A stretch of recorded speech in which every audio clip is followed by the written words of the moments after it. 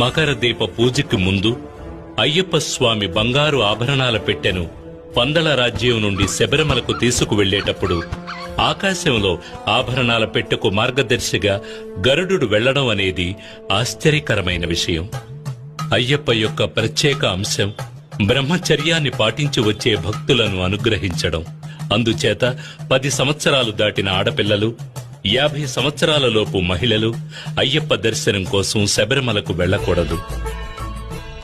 మండల పూజ ముగిసిన తర్వాత మకర దీప పూజ ప్రారంభమై మకర దీప పూజ ముగిసే నాడు మకర సంక్రాంతి పూజ జరుగుతుంది.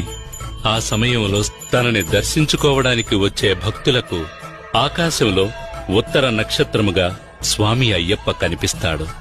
భక్తులు శబరిమలపై ప్రసాదంగా అమ్మబడే అరవణ పాయసం, అప్పాలు, నెయ్యి మొదలైనవి తీసుకుని తిరిగి పంపానదిని చేరుకుని తర్వాత తమ ఇళ్లకు వెళ్లిపోతారు.